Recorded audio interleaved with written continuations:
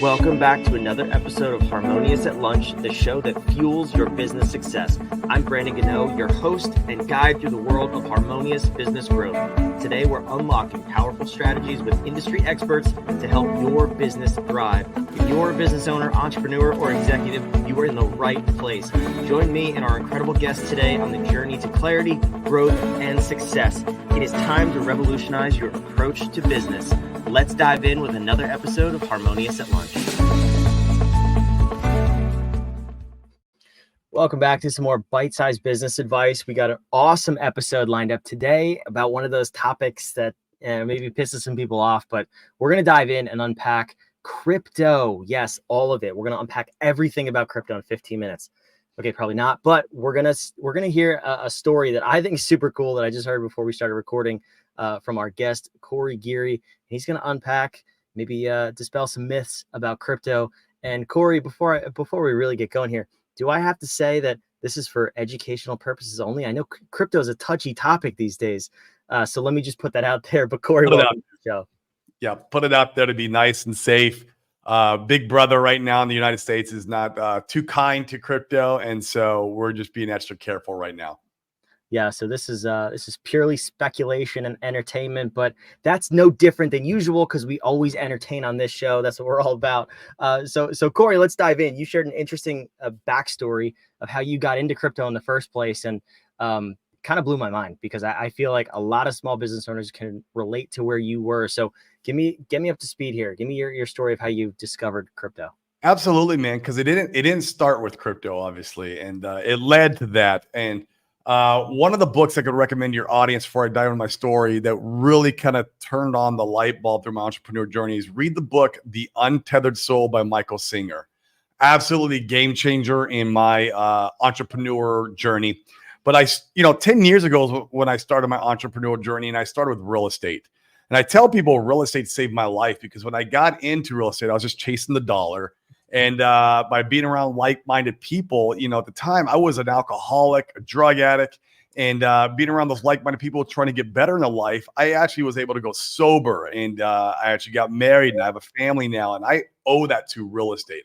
So I tell people real estate saved my life, but also throughout that journey, in 2022, I took a step back because I was not happy on what I built. I had built a multi-million-dollar real estate wholesaling and flipping company. I had multiple employees. I was in, multiple lawsuits at any given time, hiring and firing like crazy. It was just, I got sold the dream in it. I love the idea that, I was able to create wealth out of real estate, and I was able to, it saved my life. But at the same time, I had built this prison. I had built this prison that kept me up at night. I never spent any time with the family that I have, and it was like, I ended up being miserable.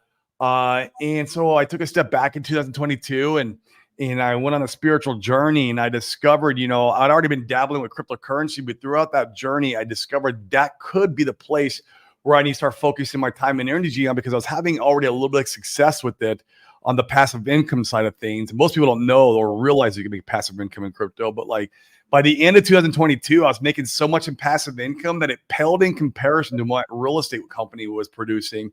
And so I shut the company down and moved my whole family to Puerto Rico. And now we hang out here and we do crypto full time. It's been an absolute blessing. I've been able to buy my time back. I do what I want with whom I want, however I want, which that explains, success to me. And it's been amazing. We even started a mastermind, a community where we're helping other entrepreneurs have exposure the right way, the safe way into cryptocurrency, to have some, a little bit of diversification in their portfolio and produce some passive income with their crypto. And we've got like billionaire Robert Allen. He's in our community, which has been awesome to serve him. We have 190 members in there. We had one guy, it was like 2 weeks ago, he turned $3,000 into $350,000 on one of the coins that we called.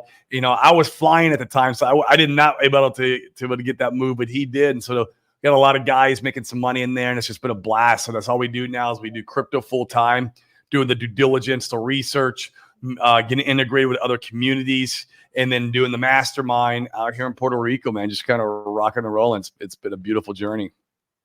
That's amazing. And you hear big numbers like that in crypto all the time. And then the common theme is like, oh, that's a scam, or that's a one-hit wonder. That can't happen for me. And before we go any further, again, this is for entertainment purposes only, I think.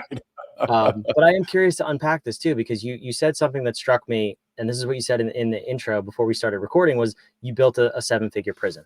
And I meet business owners every single day who they come to us. One of the main reasons people come to us is because they're in that prison and they want their time back. And we have a Yeah. program where we kind of, go over your operations and get you 50% of your time back in 90 days. So many people want their time back and they don't want to be chained to their business. So it's very relatable that was your backstory. And obviously it pushed you to something outside of that where you didn't feel chained. But Right. the crypto side, if you will, and even the real estate investing, those are air quotes scary for a lot of people. I'm curious to Mhm. hear some of the things you're doing to make it safer, more educational based for people, and not just like these meme coins that you're just telling everybody to throw their life savings at, because that's not sustainable either. We all know that. So how are you helping your mastermind members really navigate these waters? It's a great question. And so the most important thing to do with cryptocurrency is start treating it like an asset class and stop treating it like a casino. And that's what most people do in this space. They don't understand how market cycles work. They don't understand where the liquidity is flushing back and forth, and what they just say, for example, the ETH to BTC ratio, and how to look at that chart and determine where the cycle's changing. There's so many different little things that that most people don't take in consideration. They just, like you said, come and buy a meme coin. And so what we do is we go in and we find good quality blockchains that have product market fit that are emerging right now in the middle of this accumulation zone. And we do this through integrating with different communities.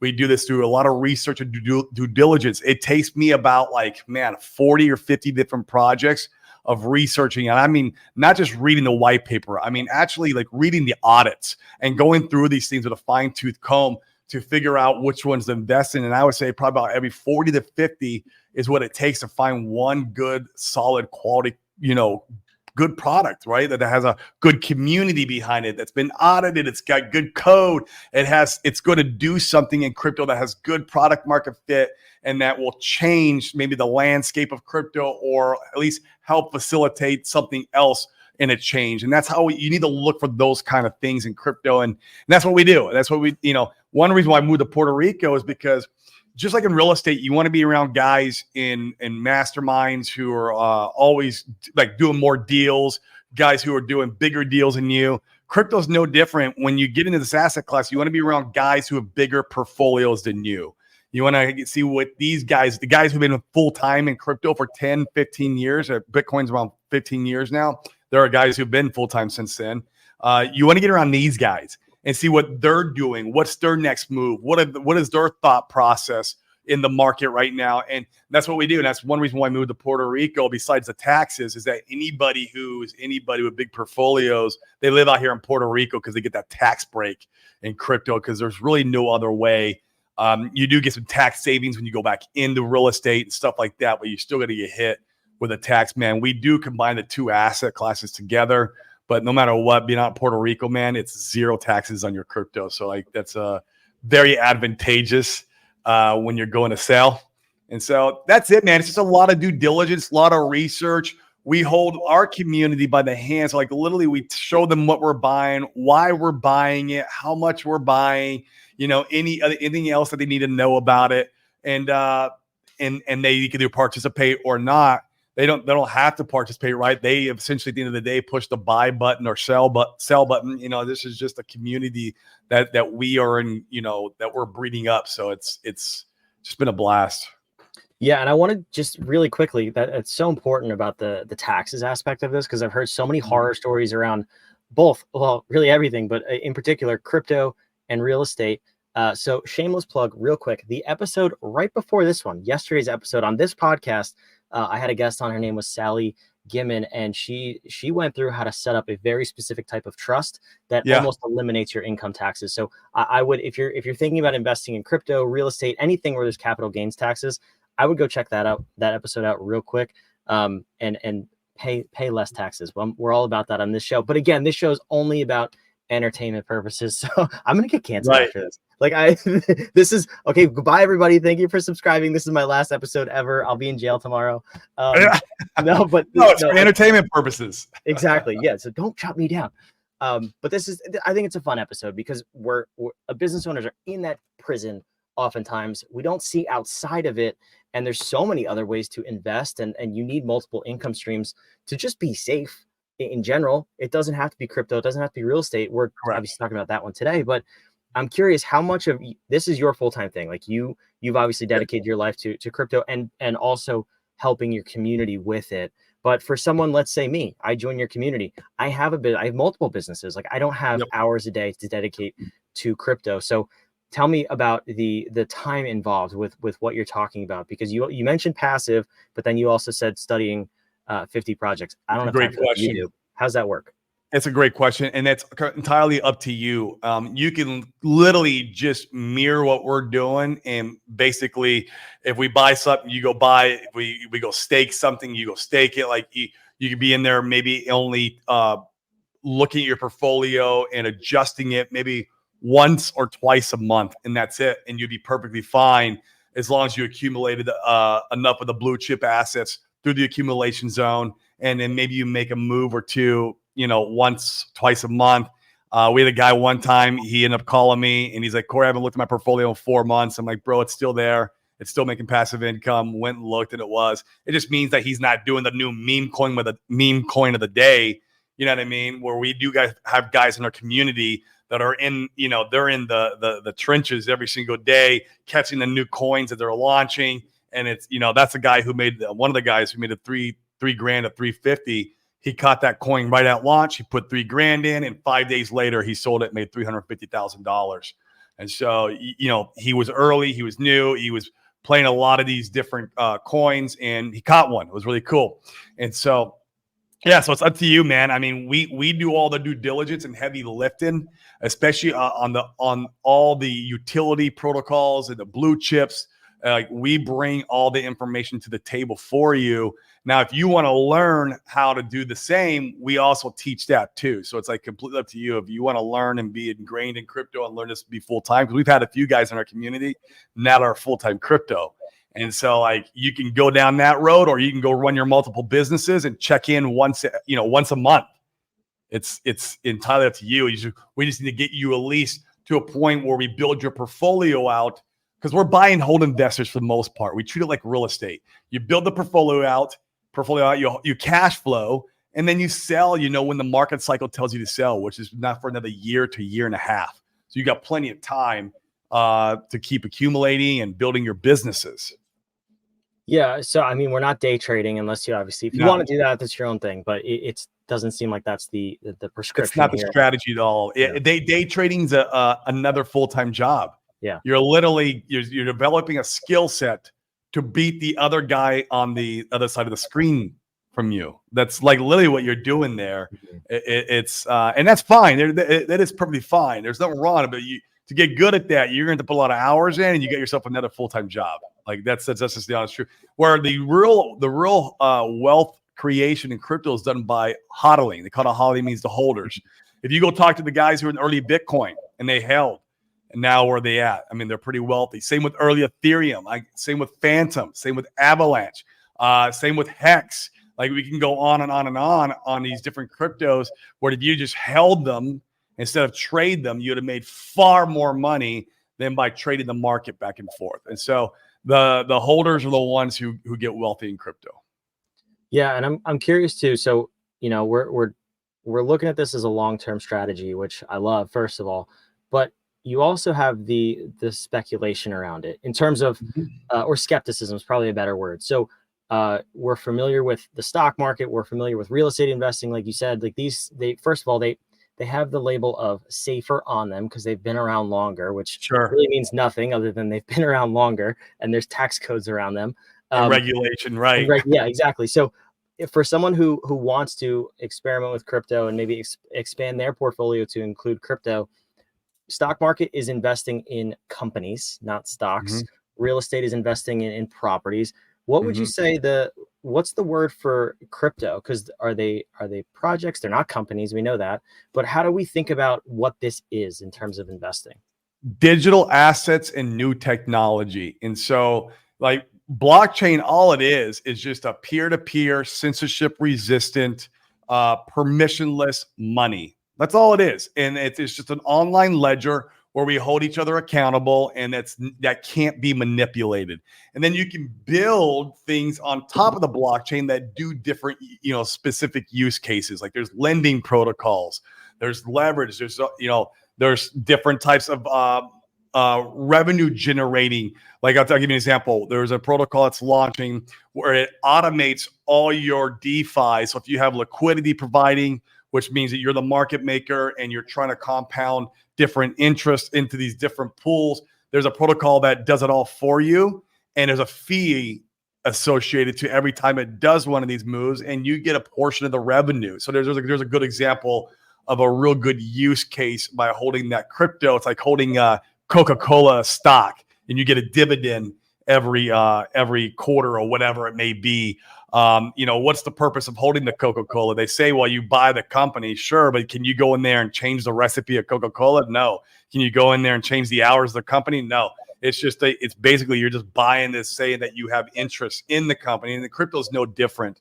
It's absolutely no different. And there's other incentives like dividends there, like I just told you, that help people, incentivize people to come in and play the game, which is what we love. We love passive income.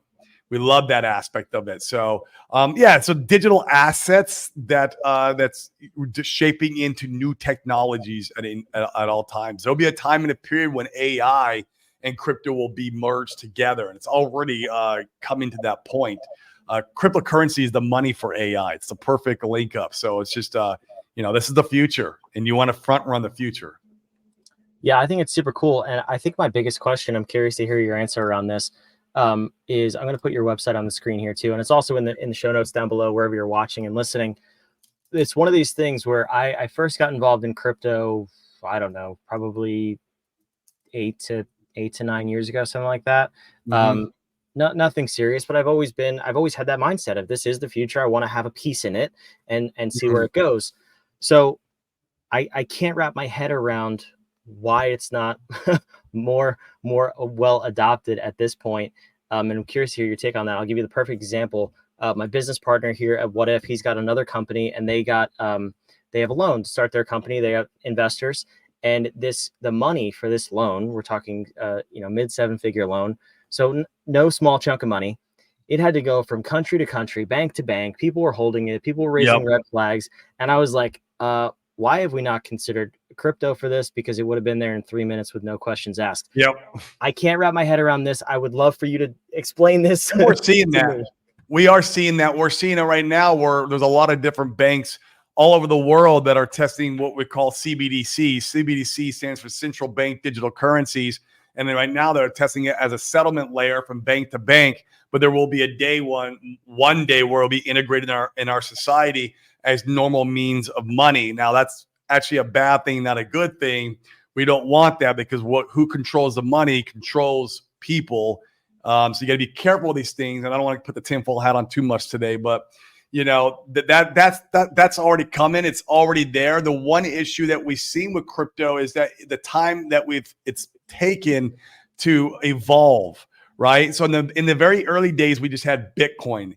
And Bitcoin, all it was, the only function it had was to be able to send it to somebody and receive it. And its function on that was horrible. You had to wait an hour to send your Bitcoin, and it was expensive. And it's never been the greatest. It's spaghetti code. It's the floppy disk of crypto. And so we have these new evolutions in crypto coming all throughout. And, EVM chains, when Ethereum launched, it was very innovative because now you can program your money to do different things for you. It was a wild idea.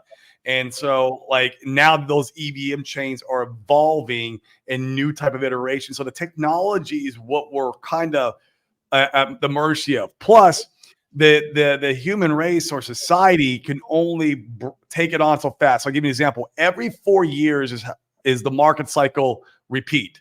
So we have a bull run, a bear market, an accumulation zone, and this happens every 4 years. Well, also every 4 years, the adoption rate doubles. So the amount of people we have using the internet, those people double every 4 years, the people who use crypto. So this last market cycle, the last bull run was in 2021. There was around about 4% of all worldwide internet users were in crypto. This time around, it'll be 8%. So in 2025, it'll be around 8% of all internet users will be, using crypto, and then 16, and so it's growing, and we see the growth, and that's why we see the asset class, making so many millionaires and billionaires because of the growth. But it still has been pretty slow because we're only at the mercy of how fast the tech can evolve, and the world to adopt it, because the Fed and governments do not like crypto. It's a threat to big banks. It's a threat to governments. And so they want to control the money. So right now they are fixing that problem.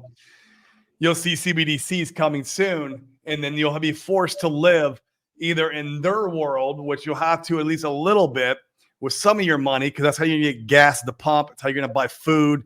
But then the majority of your money, for me, my family, will be in DeFi, decentralized finance, where they can't touch it. And so the bulk of my money will live in that world. And so that universe is coming. When, we don't know. Well, we know it's coming because, like you said, whoever controls the money controls the people and everything else. And that's, yes, entertainment purposes only. We both have our tinfoil hats on. But if you can't see that, well, lift your head out of the sand, please, and do some more research. But no, Corey, this was fantastic. I appreciate you unpacking this. And you get nervous because I'm in this world. I understand it to a very small degree, but I've also seen both sides. I've seen the crypto bros on the internet, just flashing meme coins at you saying you're going to be the millionaire in 3 weeks. And I appreciate that you actually provide education and a sustainable investing long-term strategy too around your community. So for you listening, if you want to go check out Corey's community, we put the website on the screen here, cryptocashflowsystems.com. It's in the show notes down below, wherever you're listening or watching.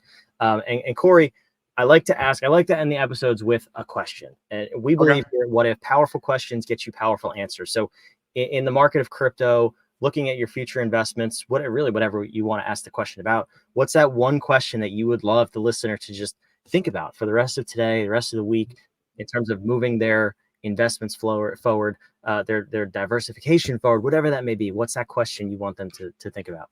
The number one way to make wealth in this world is, are you early?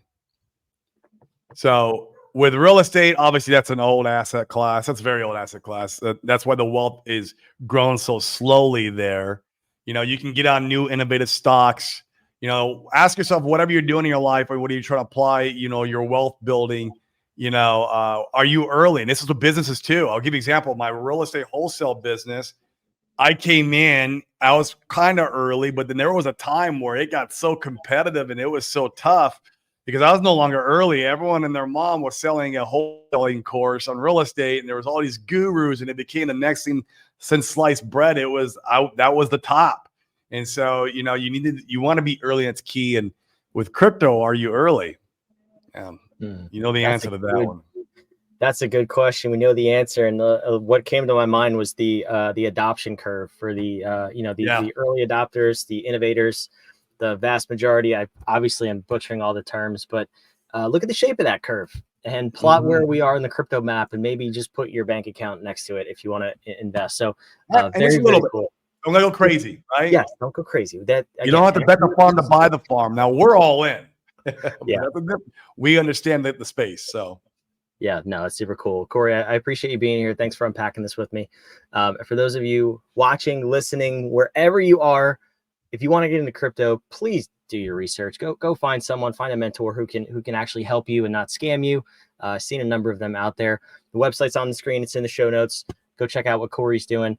And also make sure you subscribe. We want to bring this out of the box advice to you to help you grow your business sustainably, get out of the prison that Corey talked about. Business should be fun. You should also have multiple ways of growing your wealth and your investments. Don't be all in on one thing. We'll see you on tomorrow's episode of Harmonious at Lunch. Thanks for being